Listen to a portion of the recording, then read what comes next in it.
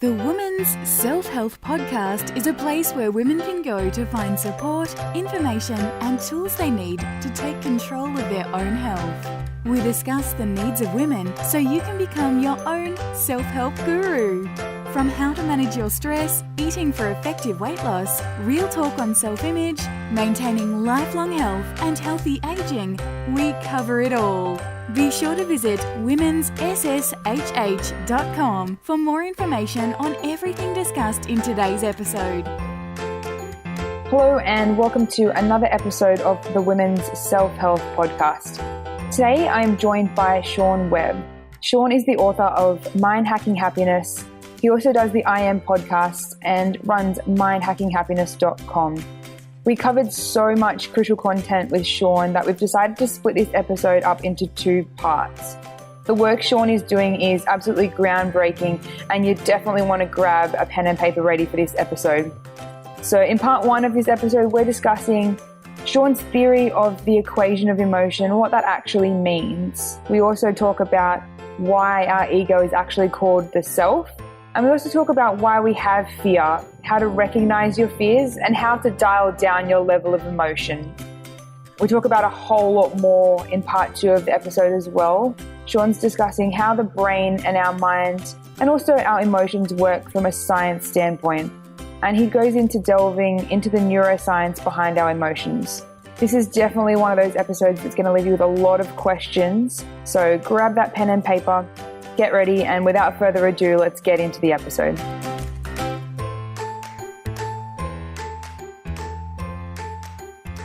Today I'm joined by Sean Webb, author of How Emotions Work in Humans and Computers, and the books Mind Hacking Happiness, Volumes 1 and 2.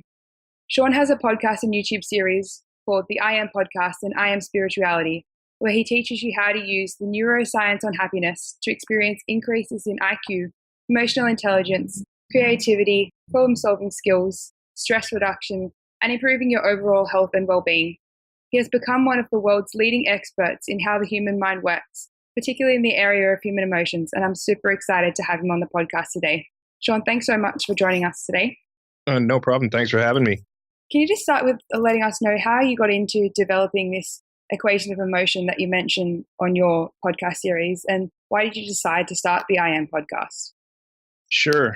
About 18 years ago, I guess, I kind of ran into an epiphany that I explain in Mind Hacking Happiness Volume 2. And I kind of just all at once figured out everything that was ever bugging me in my mind, because I kind of figured out how my mind worked.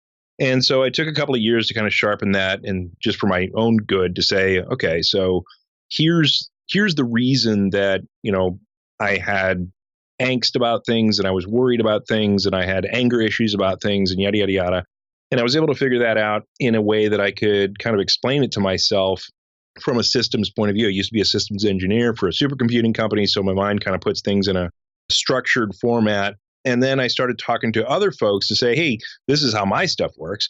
And they were like, well, that can actually kind of apply to, my stuff, my inner turmoil and my inner demons as well. And so I thought, well, that's interesting. So I started to do a lot more reading on the subject to figure out, who else had figured this out, or, how I could read and understand more of it.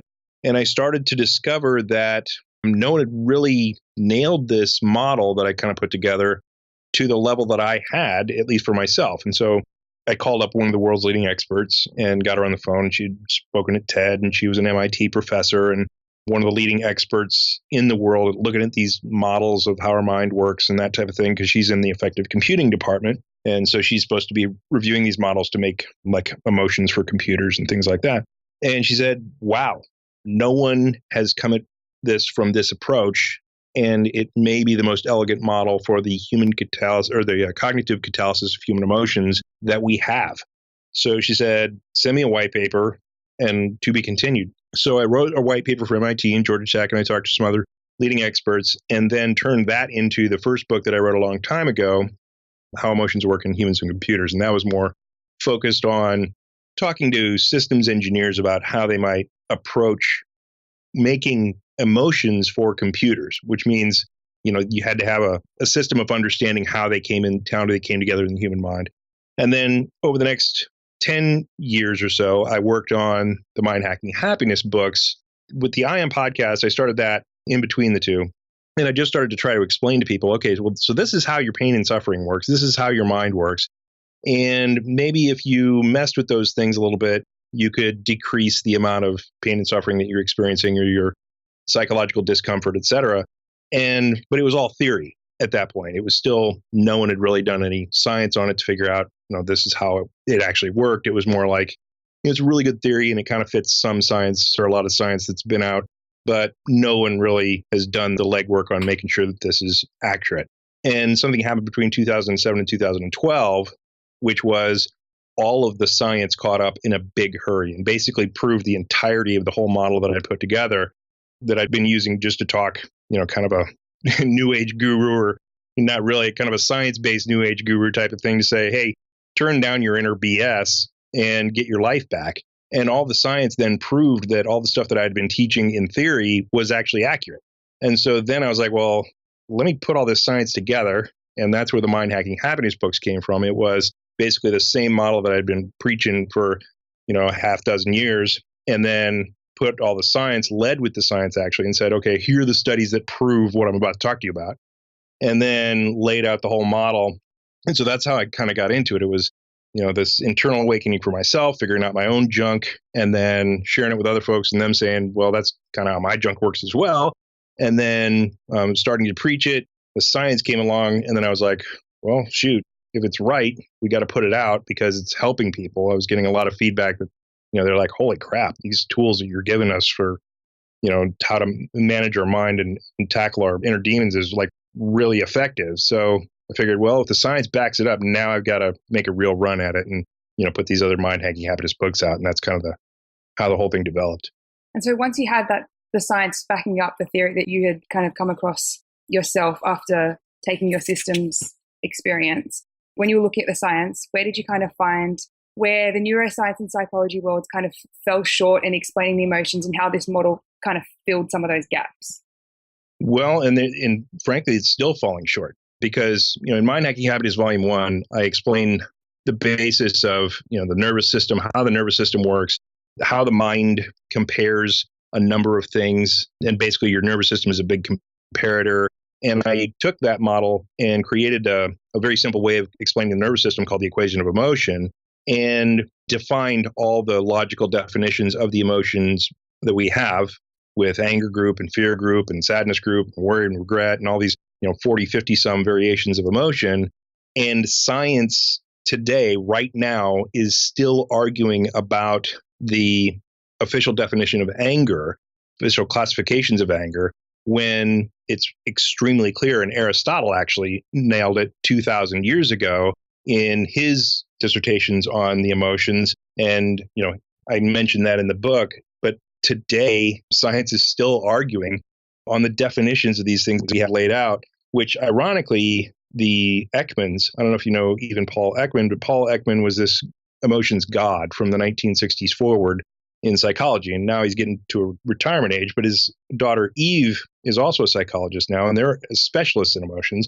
And they put together an emotions atlas just recently that basically almost fits hand in glove with what I put in Mind Hacking Happiness Volume 1. And we came up with the model independently from two different angles. They came at it from a data set analysis, and I came at it from here's how I think it works, and the science supports it, and here it is. Their model is basically exactly the same as mine is, with the definitions and the classifications and the groupings and things like that. So it was tough to find the support for a lot of this stuff, but I kind of set the alarm on the Google alerts thing and said, okay, here are the keywords that I want to read about. And so I got emails like once a week that said, hey, this popped up. Here's a study that proves this. So that was kind of how it happened. And you mentioned in your theory, you mentioned then about the equation of emotion that you came up with. Can you just explain a little bit more in depth about the equation of emotion? Yeah. There's nothing really magical about the equation of emotion except in how you use it, right? So, the nervous system en masse is basically just a big communications network inside the body. And it's a very simple communications network in that when it is trying to tell you something, it's always comparing one thing to another.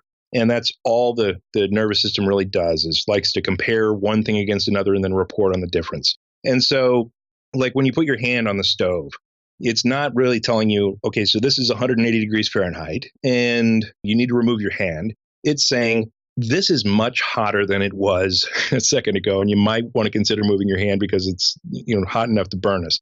And so then, just like when you wake up in the middle of the night, like people will wake up in the middle of the night and they'll smell a natural gas leak, and they'll get up and, well, that's the nose reporting. For moment one, there wasn't gas. Moment two was, there's a lot of gas. You better wake up. And so it wakes you up, and then you walk around the house for 10 minutes, and then all of a sudden you don't smell it anymore, and you go think it's a dream, and you go back to bed, and gas kills the whole family. Well, that's the nervous system basically telling you between time one and time two, there was zero gas to a lot of gas. Time two to time three, there was high gas, and now time three has high gas again, so I'm going to stop reporting it to you. I told it to you once, and I'm only reporting the differences in things. Well, the equation of emotion is exactly the same way. The nervous system creates all of our emotions. And so the two things that the nervous system compares are very specific. One is our expectation or preference about something, and the second is our perception with a little bit of an appraisal about that same something. So now this ties into your sense of self. The expectation or preference about something in your equation of emotion is directly tied to an item on your self map. Now, let's talk about the self for just a second to explain the whole thing. The brain is your organ of survival. And so it is there to help you survive from yesterday into today through tomorrow. And so your memory is there to remember where the food and water is. Your cognition is there to help figure out how to build shelter from, very basic survival mechanism need. And your humor is even there to figure out how to say funny things to get somebody to hop into bed to propagate the species, that type of thing. But it is all day, every day, figuring out how to help you survive. And so in your brain, there's this thing called the limbic system, which its job is right above the brain stem. It's one of the most primitive structures in the mind or in the brain itself. And it's nothing more than a system of danger identification. So it is scanning your threats constantly, looking for potential threats to you. And so it reacts very quickly. So when you see that hose laying on the ground there next to the house or whatever, and you think it's a snake, and you jump a little bit, that's your limbic system in action. And so it's looking for all types of threats. And the process is it looks for threats, but then a second question must be asked. Well, a threat to what exactly? What is it that I'm supposed to be protecting here? And so that creates the physiological need for your sense of self. You have to know if you see a leafcutter ant crawling across the ground over there, whether or not you have leaves or whether or not you are a leaf. And so that's a ridiculous way of saying you kind of have to know the definition of who and what you are to be able to figure out what's a threat to you and what's not a threat to you. And so that's where your sense of self comes in. It's the laundry list of things that your mind uses to create the checklist of, is this a threat or is this not? Because if, a baseball is flying at somebody else, that's not you. So there's no threat to you. It's not going to react. But if a baseball is flying at your head, then it is going to react because it does define a portion of your sense of self as your body. Now, the cool thing about the sense of self is that psychology used to think not too long ago, just a few years ago, that the self was just mainly the body. And there was some recent science that helped explain the self as more than the body. Jim Cohn at the University of Virginia put some folks in an fMRI machine where he basically said, okay, I'm going to give you a flash of light in these glasses. I'm going to wait a second to measure your brain, and then I'm going to shock your ankle. And what he was doing is trying to measure where the fear response was in the brain and, what centers lit up so that he could identify where the self was in the brain, that type of thing, because it's a threat to self is what he was basically creating for these folks. So he took those pictures of their brain in the fear response, and he got exactly what he expected. And then he brought in a stranger, and he laid him down next to that same person. He said, okay, I'm going to take the ankle zapper off of your ankle, and I'm going to put it on their ankle. And then I'm going to give you the flash of light so you know when the zap's coming, and we're going to watch your brain, but then we're going to zap the stranger. And so then they did that, flash of light, waited, zapped the stranger, and they saw absolutely no fear response in the brain and no areas of the self lit up. And that was exactly what they expected as well. Then they did something very interesting. They brought in a familiar, which is what science calls a close friend or a loved one or somebody that really you care about who's a part of your world. And they said, okay, we're going to put the ankle zapper on their ankle now. And so they gave the same subject the flashlight. watch the subject's brain, and then they zap their friend or their loved one or their spouse or child or whatever it was. And the results of the third brain scan test, the fMRI, showed exactly the same response as the first one when their body was zapped. And so what that showed was that other people can become mapped onto our sense of self. And so from there were some additional studies done that Tiffany Burnett-White at UIUC proved that ideas of brand and value and things like that could be mapped onto the self because those same exact areas of the brain also were lit up at threats to the brand. And then Sam Harris did studies where he proved that religion and politics do the same thing. And they light up the same sections of the brain as well for self. Now, how this feeds back into the equation of emotion, you have a lot of things that can be mapped onto your sense of self.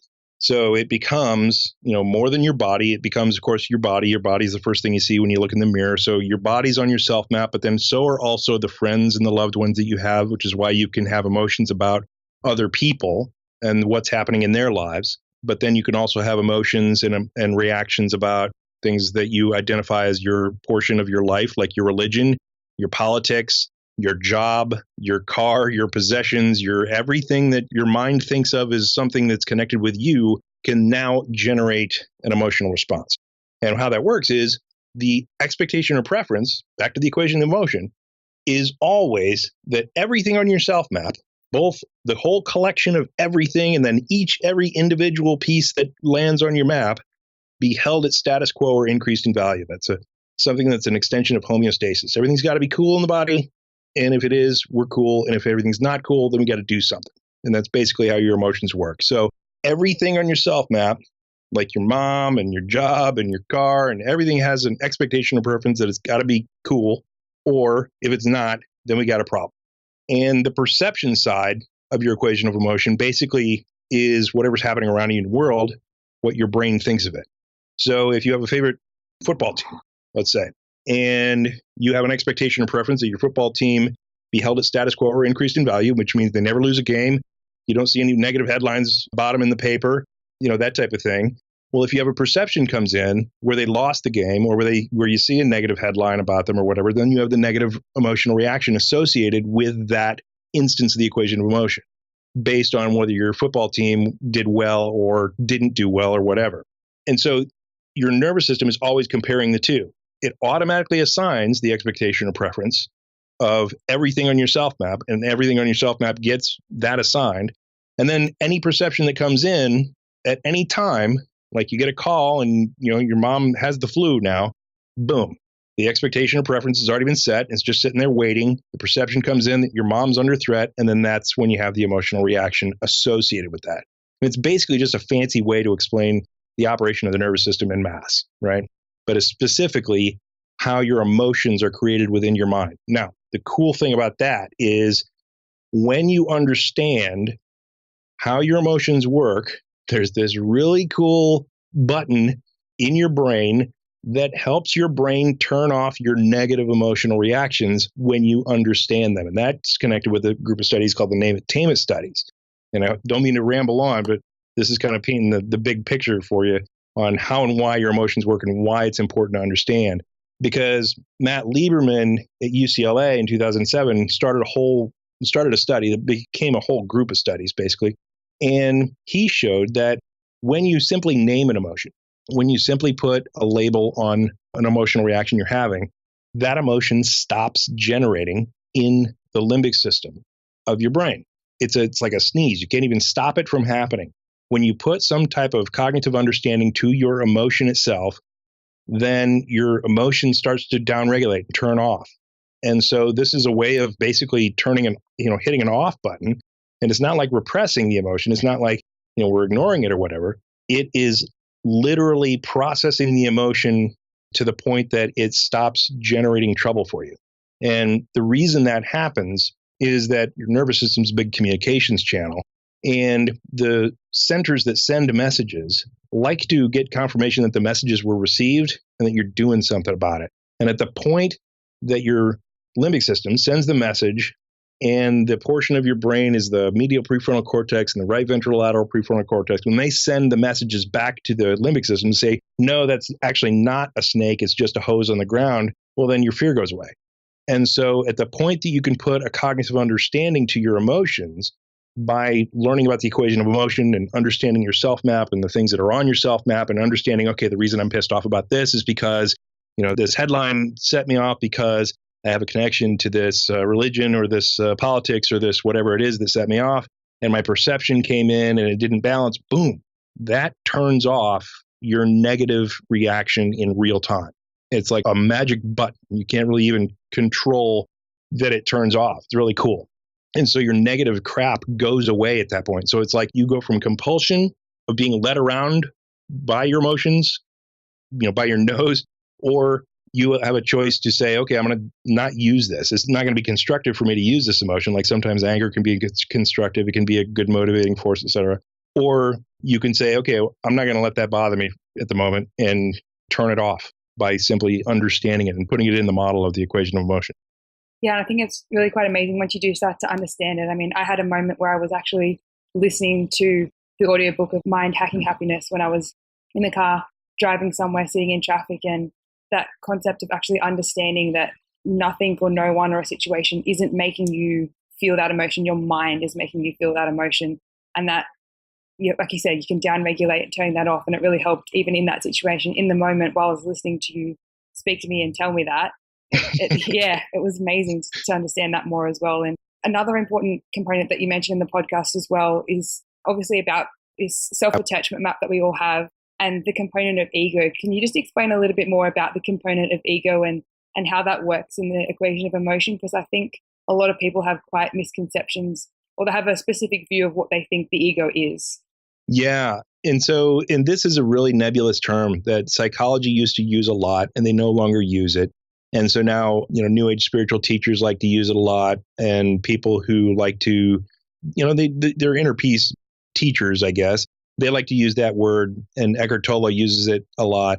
Basically, I equate the word ego to be interchangeable with the mind's self. Now, I switched from ego. I used to say ego a lot a long time ago, and I switched to the mind's self because that's the scientific term. I mean, that's the term that, psychology uses. That's the term that neuroscience uses to, do their testing, do their experiments, and it's what they're trying to define from a scientific perspective.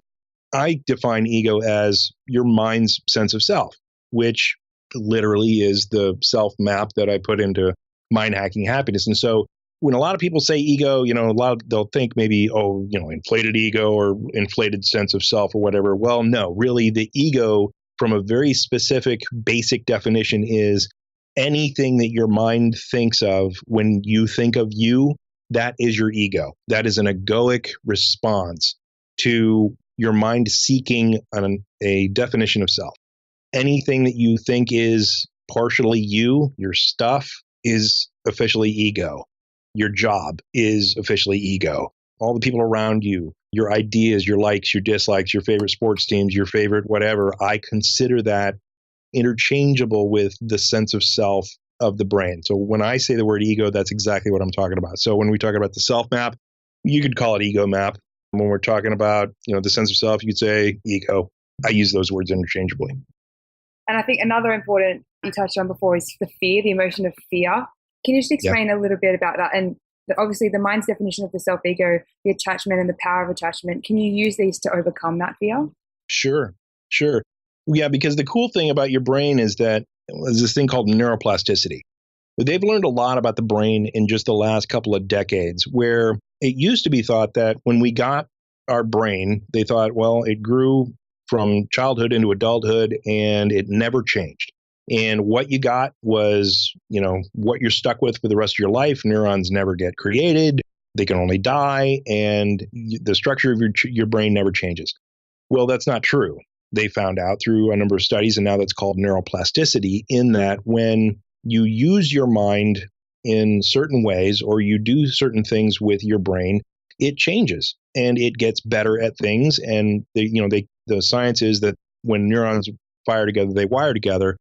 Well, basically, they did a number of studies, like, for instance, the Knowledge in London, right? So London's got something like 100,000 different points of interest, and it has over 300 major avenues to get across town, and they've got tons of traffic. And so they decided to say, okay, well, to be a taxi driver in the city of London, you have to pass a test. And the test that they put up for these folks is an average of 4 years of studying and 7 attempts before you pass. It's like worse than the bar exam in the United States. People, even bad lawyers, can pass the bar in the 3rd or 4th try.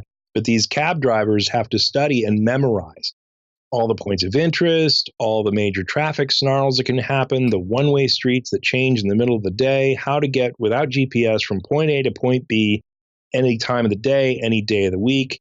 And they have to do it from memory so that they don't make the traffic issue worse. Well, they did a study on these guys and showed that the brain does in fact change, and the cab drivers in London have larger memory centers because of all the studying that they were doing than they started with. And so they measured the brain before they started the whole process, then they let them go through the studying process, they passed the test, and all of a sudden their hippocampus was bigger, right? You have 2 sides of it. So both of them were bigger than they started with, which means they had better memory function because they were using their memory all the time. Well, the same thing is true when you start to regulate your emotions and you start to downregulate your fear response and things like that. Fear is simply defined as, and this is a universal definition, the fear is the emotional response we have when we experience a threat to self or when we perceive a threat to self. Now, the self map is a brand new way of understanding the self. So now, rather than just give it that general shade of gray definition, we can actually now say, I understand exactly why I'm nervous or fearful about my mom getting the flu, because my mom is on my self map, and we can run it through the equation of emotion. My perception is that the flu is a threat to my mom. Boom, there's the fear about mom having the flu.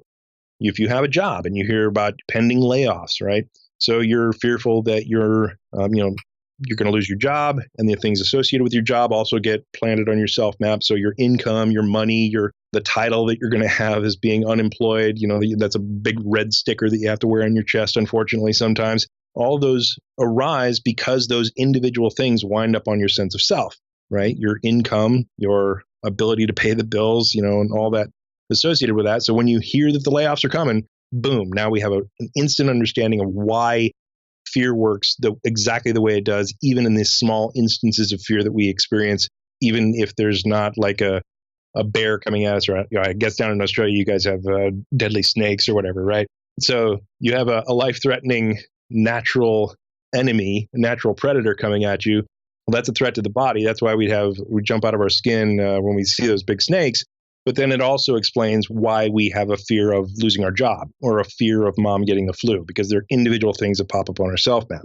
Well, when you start to take control and downregulate your negative emotional responses, your brain, just like when you practice crossword puzzles, you get faster and better at them. Just like when you practice shooting a basketball, you get faster and better at it. Just like when you play the piano, you get faster and better at it. With practice, your brain changes to help you do stuff unconsciously when you do it over and over and over again. And your brain will change in form and function based on how you use it. And so if you're using it all day long, every day, to downregulate your negative stuff, your brain gets a lot better at turning down your negative crap. And all of a sudden, life gets a lot more sunnier than it was without you even having to try and manage the process from a day-to-day perspective. It's really cool. So is it about sort of changing your reality as it is perceived in terms of learning how to downregulate those emotions? Because if you take those examples that you just used there with, say, someone who has been laid off, or the pending possibility of that, which we'll get into later, which comes under worry. Thanks for listening to another episode of the Women's Self-Help Podcast. Stay tuned for part 2 of our chat with Sean coming up shortly. If you would like to find out more information about the awesome work that Sean is doing, you can check out his books, Mind Hacking Happiness Volumes 1 and 2, at thewomensselfhelppodcast.info/Sean Webb. Again, that website is women'sshp.info/Sean Webb. If you enjoyed this episode, we would greatly appreciate it if you could please head to iTunes or wherever it is that you download your podcasts and leave us a review. Thanks for listening, and stay tuned for part 2 of our chat with Sean coming up shortly.